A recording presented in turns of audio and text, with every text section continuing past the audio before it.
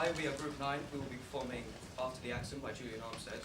My name is Joseph Cole, candidate number 2233, and I will be predominantly playing Leon. My name is Ruben Grobman, candidate number 2251, and I'll be predominantly playing Jimmy. My name is Madeline Webb, candidate number 2319, and I'll predominantly be playing Petra. Is that okay? Yeah. Okay. Opening positions, wait for your blackout. Good luck.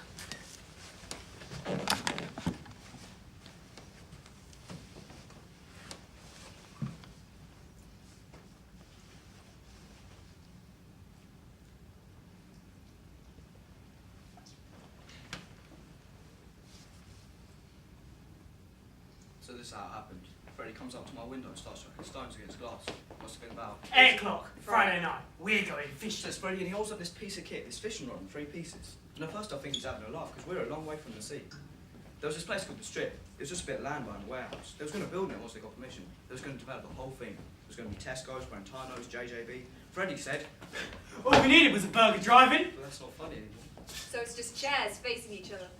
Casey sits in the middle, the boy opposite, and next to the boy his supporter. He's only got the one. See, no one from his family has managed to turn up, so he's got his social worker instead. So I remember how it was, Freddie and me bunking school. The best of all was late at night, because the Strip, it had concrete and tarmac. Fields at the end, that's when we first saw what we can do. Handbrake turns at 40 miles an hour.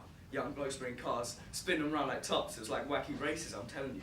But once they finished with their cars, they talked to you, cover their traces. I want you to see And I want to tell the social worker I don't want I blood. want you to smell An eye for an eye, making the whole world blind. What half a gallon of But petrol when it can do comes is to a backseat life, car. the life When of you your chuck own in a child, mouth, well, what else comes near? near? Stop.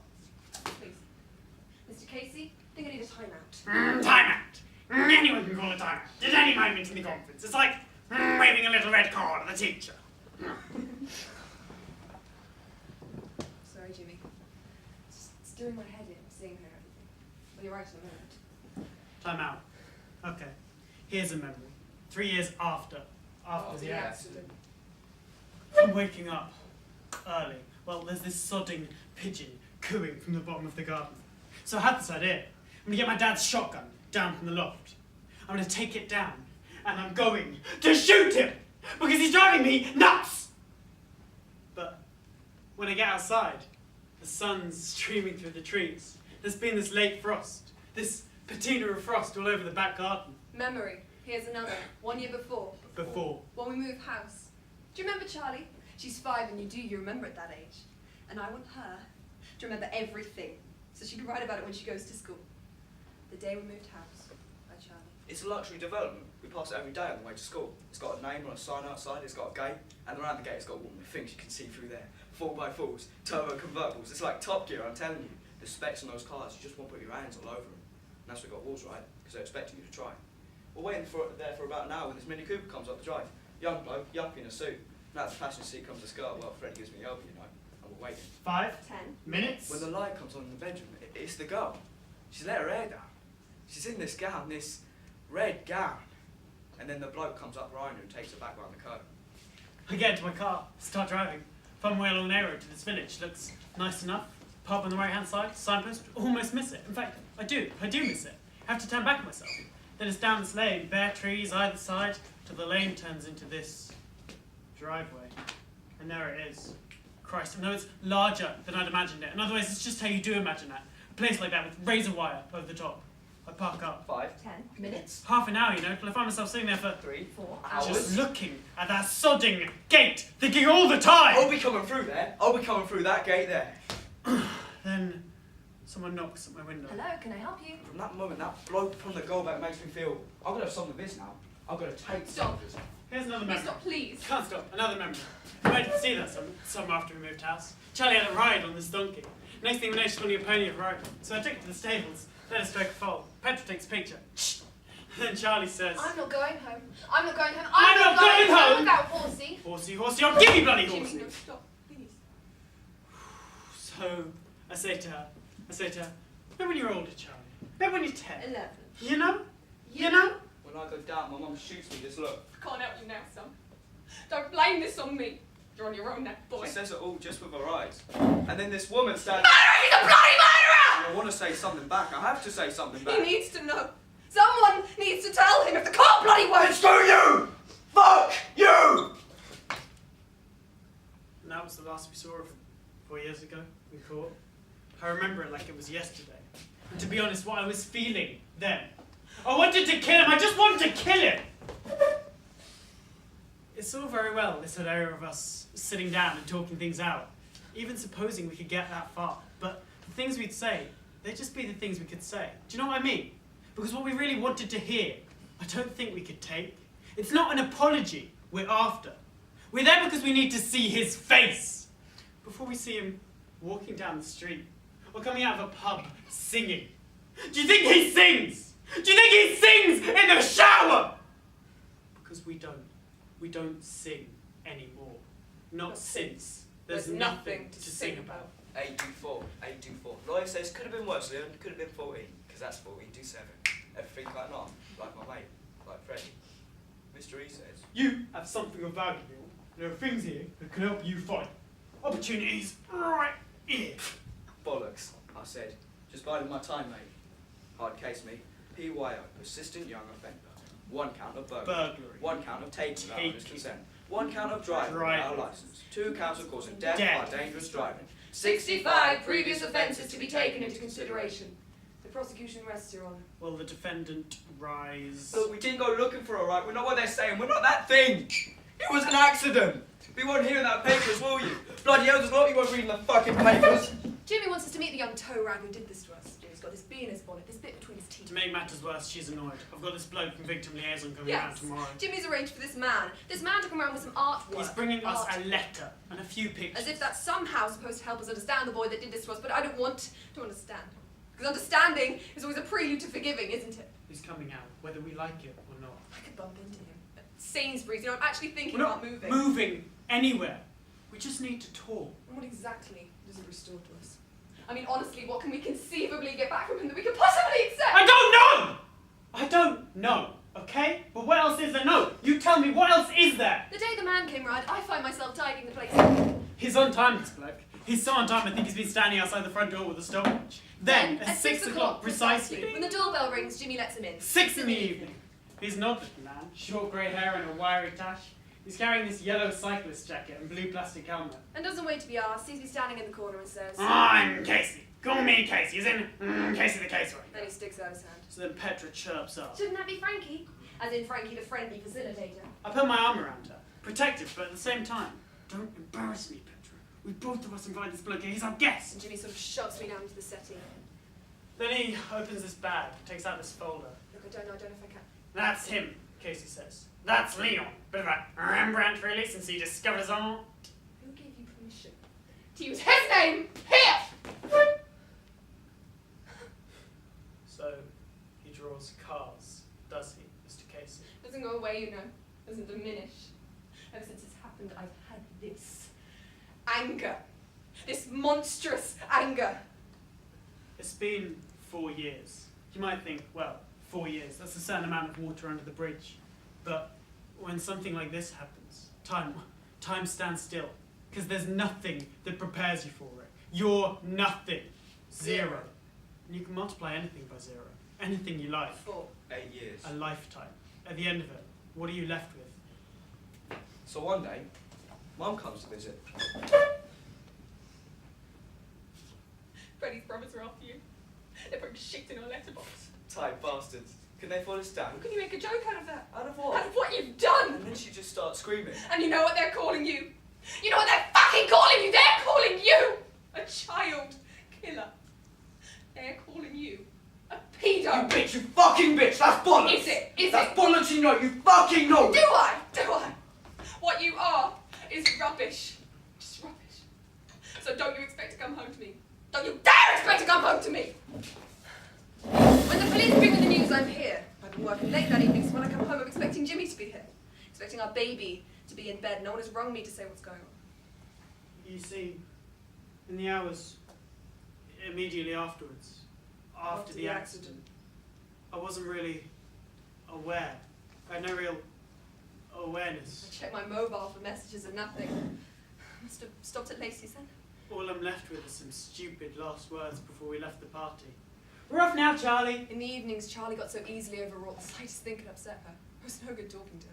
5 more minutes and then we're 100% going. Otherwise Daddy's going to be cross. So instead of ringing round, instead of checking up like I should have done, I decided I'll let Jimmy deal. I'll let Jimmy cope with this. What do you mean you're sitting in the front seat? Back there's where you sit, Charlie. But I'm not going home. I'm not going home without Horsey. What do you mean you're not going home? You bloody are going home. Horsey had become the front seat. Whenever Charlie wanted to assert herself, she wanted to be riding Horsey. Next thing I know, it's 9:30 in the evening and the doorbell rings. And I let it ring. Must be Charlie playing games or Jimmy being lazy because I know he has his key. But it's not. Oh, Christ, it's not. Fine, get in the front seat, but make sure you put your belt on. There are these 2 police officers standing outside our front door like ghosts. If I agree to meet him, if I do, Mr. Casey, there's just one thing I want to ask. Freddie died because he wasn't wearing a safety belt, and that was his lookout. Well, I heard their girl died because she was in the front seat, and that was an offence what they did. So what I want to know is, why was she there when she never should have been? I need to know, Mr. Casey. I have a right to know. Charlie!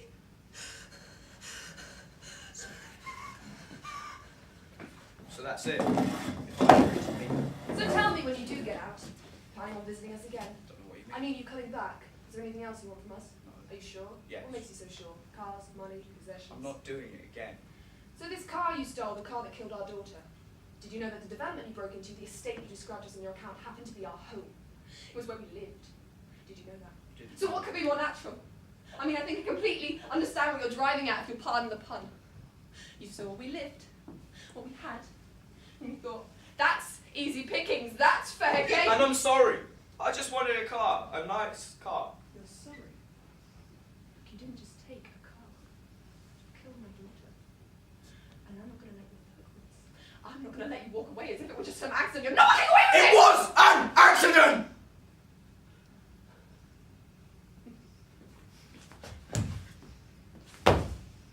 What can I say? What do you want me to say? That it was a rush, a buzz? Look, mister, if I could, I'd change everything. I'd put me there instead of her. I'd put me there instead of Freddie. I'd kill me right now and bring them both back to life. That's the truth.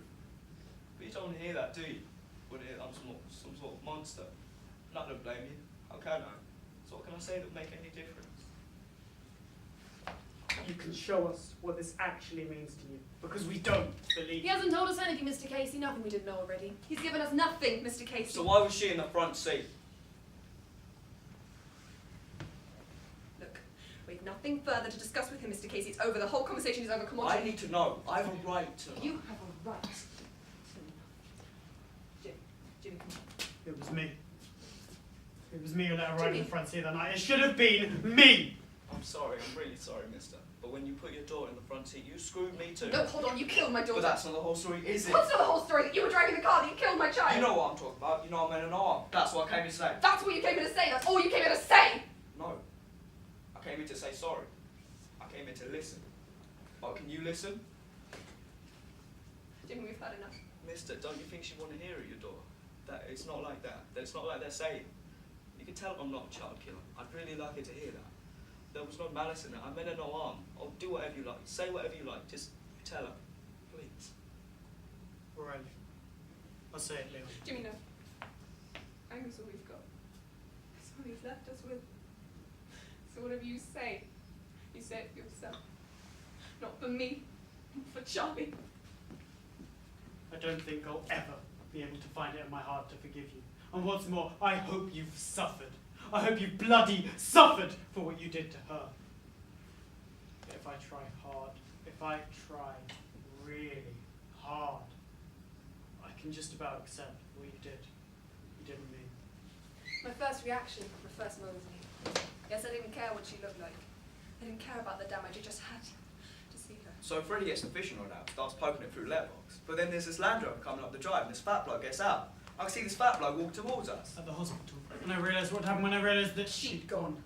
I tried to go to her, but the doctors wouldn't let me. Fat bloke seen us, starts shouting, "Hey, you two," he says. But Fred's got the end of the fishing rod in his hands, and on the very tip of it, a bunch of keys. Instead, they stuck this needle into me. Said I had a fractured pelvis and chest injuries. So here we are, ducking and diving with these keys, this bunch of keys jangling in Freddy's hands. And I'm thinking to myself, this is living, you know? This is really living. But I swear, I would have crawled on my hands and knees if only they'd let me, Petra. So instead I say, at least show me the body! But before we get in the car, Freddy chucks me the keys. You drive. He says. You! He don't give me no reason or nothing, he just chucks me the keys. So it's me who's driving, not him.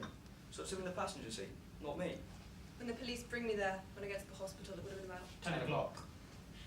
They let me hold her in my arms. They'd bandaged her up so you couldn't see the marks.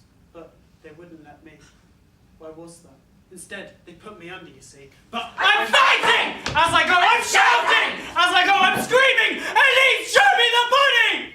So I drive. No, no! You see the fat bloke in the rear view shouting his wet himself, and this gate, this shut gate above us, but it opens. I mean, the gate opens for us, so all the way up we were flying down the road. Freddie beside me. Come on, mate! Go for it, let's see what you can do! This is our chance, one fat fucking chance takes on the back. We're also overtaken. Blind corner, neutral with the trip. It's pumping me up. I'm so excited. I'm so excited I can't explain. Then we get the siren. Freddie says the pigs, we gotta lose the pigs. I know what's about to And happen. he's I know laughing. exactly and I'm what's laughing, about to you know, happen. we just gotta get to the strip. If we can get there, we'll be alright, we'll talk to you. So we're still stop us now, right? It's our lucky day, it's our lucky night. Then all of a sudden we accelerate. We stand first. The surgeons pass us Toyota, we're out of nowhere. Here we go. I'm coming in the opposite direction. So I'm slamming on the brakes. I think I can do is slam the brakes down. And there's this noise. I can't brake, can I? This terrible noise. Going into a skid. Slow motion. That's what I remember. Everything, the whole world starts plunging. I'm plunging too. I'm falling too, till there's nothing between me and what's coming up next. Till almost the moment before I hit the ground. That moment. That's the moment when I stop falling. But where am I? I don't know where I am. I'm just hanging. Jimmy, she slipped like a little doll through the safety valve. And there was nothing you could do. Nothing. And her body, when I saw it, it was like the day she was born, Jimmy. She was a little baby again, all wrapped up in clothes. But when I come to, I'm not noticing the pain. I'm hearing this incredible noise, this blaring noise. And when I look round to see... And I remember feeling amongst this grief, amongst this incredible pain, this love. Jimmy. Stop! Stop! Why doesn't anyone stop? Then I come round. Maybe 2, maybe 5. I try to get out, but I can't. And I'm shouting, but there's nobody there, except for this other voice, this boy's voice shouting back. Freddie! Freddie! And that's when I look over my shoulder to see this hole, this gaping, red hole in the windscreen where... Charlie! Charlie! It's the love that hurts now, Jimmy. It's only love that hurts now. So let it come back to you. Let it come back. I think I'll do a picture now, mystery. I think I'm ready. I've got this piece of shit, this steaming pile of crap. I want to get it down while it's still hot. I've got some last words to say to Freddie. Well, I still remember. You stupid fucker. You stupid fucking fucker. Go now, Freddie. Go now and don't ever come